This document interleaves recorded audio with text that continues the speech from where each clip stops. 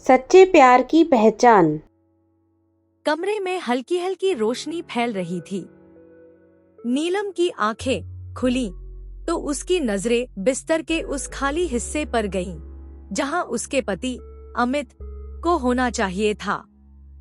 उसने धीरे से करवट बदली और देखा कि अमित बालकनी में खड़ा था, चाय का प्याला हाथ में लिए हुए। नीलम को यह देखकर आश्चर्य नहीं हुआ। पिछले कुछ महीनों से अमित अक्सर यूं ही अकेले बैठा रहता था, खोया खोया सा। पहले जो मुस्कान उसके चेहरे से कभी हटती नहीं थी, अब वो शायद कहीं खो गई थी। नीलम ने धीरे से उठकर अमित के पास जाकर कहा, इतनी सुबह क्यों जाग गए? अमित ने हल्की मुस्कान दी, बस ऐसे ही, आदत सी हो गई है अब। नीलम समझ रही थी कि कुछ तो है जो अमित को अंदर से परेशान कर रहा है।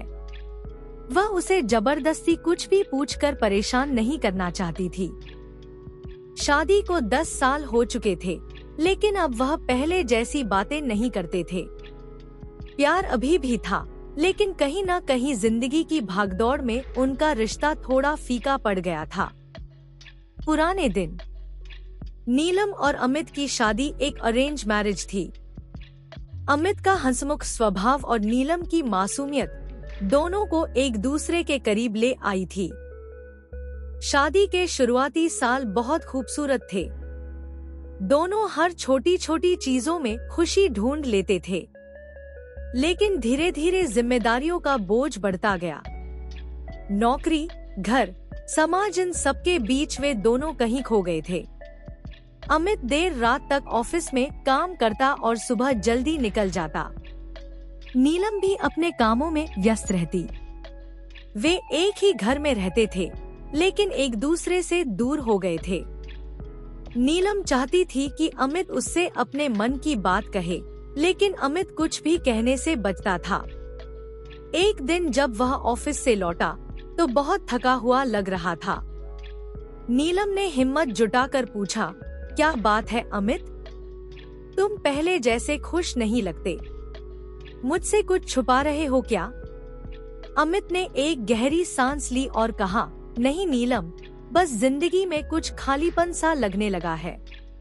पहले हम कितने खुश थे, अब सब कुछ बदल गया है। तुम्हें नहीं लगता? नीलम की आंखों में आंसू आ गए। उसने सिर हिलाया, हाँ अमित, मुझे भी ऐसा ही लगता है, लेकिन हमने कभी इसे ठीक करने की कोशिश ही नहीं की। शायद हम इतने व्यस्त हो गए कि अपने रिश्ते को समय देना ही भूल गए। अमित ने नीलम का हाथ थाम लिया, शायद हम फिर से शुरुआत कर सकते हैं। नीलम ने मुस्कुराते हुए कहा, क्यों नहीं? अगले दिन से दोनों ने अपने रिश्ते में बदलाव लाने की कोशिश शुरू कर दी। अमित ऑफिस से जल्दी घर आने लगा। दोनों ने साथ में बैठकर चाय पीना शुरू किया।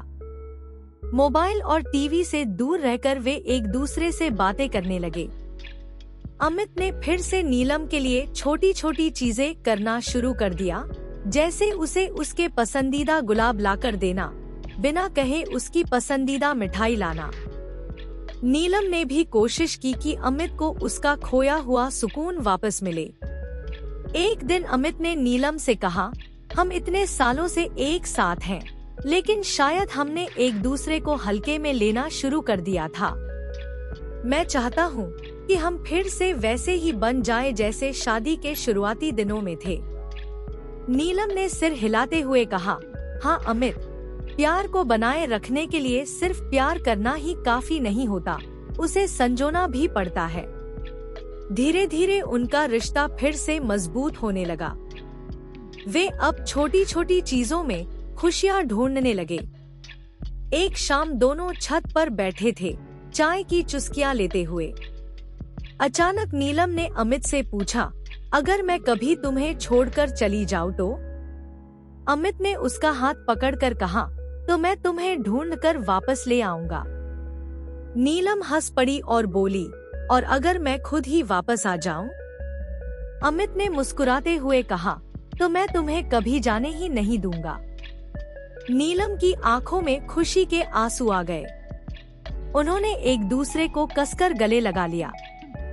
उनका प्यार पहले जैसा ही था, बस उसे दोबारा जगाने की जरूरत थी। प्यार कभी खत्म नहीं होता, बस उसे समय समय पर संवारना पड़ता है।